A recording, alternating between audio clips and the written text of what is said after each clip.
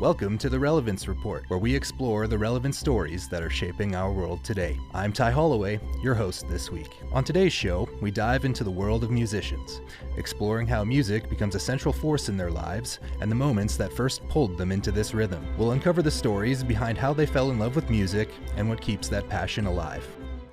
Music has a way of finding us, often before we understand it. A voice on the radio, a song in the backseat, a moment that stays with us forever. Today we'll explore the stories behind those moments and the artists who turn them into a lifelong calling. I remember the first time I heard I Will Always Love You by Whitney Houston. Fell in love immediately. There was just something captivating, something undeniable. There was something that just pulled me in when I heard her voice. It's a moment I will never forget, like just hearing her voice and falling in love. It's one of those moments where like you're a kid, you're in the backseat of your parents' car and you're just like, yeah. My name is Ya. I am a singer-songwriter. My name is Lexi Paz, a singer-songwriter here based in Edmonton. I went to school for music, have a bachelor's degree in jazz and contemporary popular music from Grant MacEwan University. My name is Rio Egor. I am a singer-songwriter, vocal composer. I do R&B, Afro-jazz, Afrofusion, and soul music in general. My family is very, very musical. Both my parents were actually in the choir before I was born. The first album I released has at least 5 or 6 or 7 songs that are from when I was like a kid, like 10 years old, writing music. I didn't necessarily know that I would be in Canada creating music, doing music full time. I feel like music is a key pillar in my life through my family. I have a long history of people who play music. Like even yesterday, my mom had sent me a picture of my uncles back in Chile with like an accordion in the desert. And that picture was from like 1900 or like 1920. Most times, choosing music isn't always easy. For some, it means leaving behind stability and stepping into the unknown. What does it take to bet on your passion and make music your life?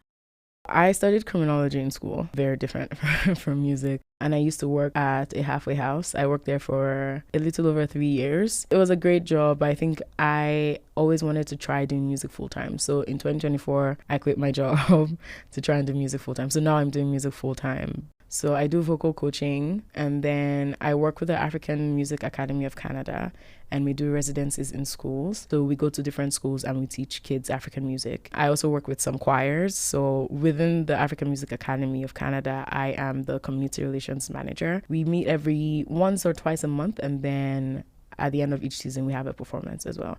And I work with other choirs, like the Edmonton Urban Choir as well. It's always been a part of my life. It's the one thing that has kept me grounded. Even when I was struggling, when I first moved to this country, I think music was the only constant thing in my life. And I think that desire to like perform on stage and write music. And so that's one of the reasons I'm grateful to move to a place like here where I can actually do this and make a life out of it, however small or however large I want it to be. My other job and all the jobs I've done have always been fulfilling in some way, but I think as far as life things go, this is what I was placed on earth to do. I find a lot of joy in just being up there and singing my heart out. And every time I have gotten lost in a performance, it has been one of the best performances of my life. In a world that feels increasingly divided, music becomes a constant, solace even. No passport required, no translation needed, just rhythm, breathe, melodies.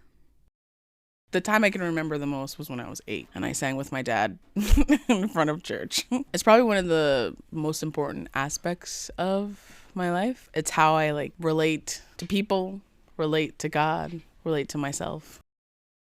Sometimes at your lowest, that's when all the creative juices are flowing because you're actually inspired by life to create something for other people. My music typically centers around encouraging people, connecting with people. I hope people feel something, whether that is being moved to tears or just feeling happy.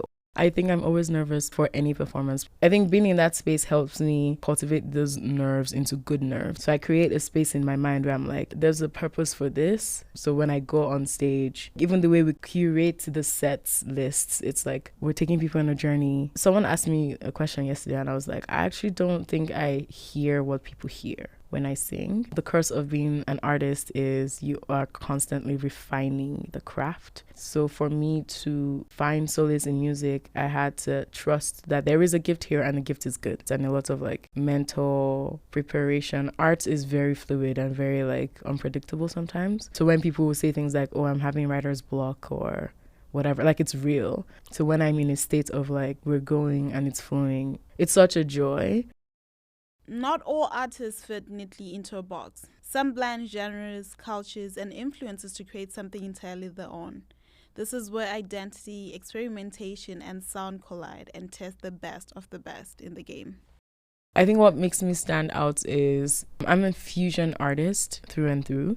It's not very easy to put me into one category, but my main genres are R&B, neo soul, Afro jazz. My music often always has a message. I have a song called Warrior, and I think it's my favorite song because I wrote it very multi-layered. If you listen to it one time, you might not actually fully grasp how many layers are in the song as far as what I'm talking about. Obviously, the overall message is I'm a warrior, and despite everything I've been through, I am standing strong. But I write it from very many lenses.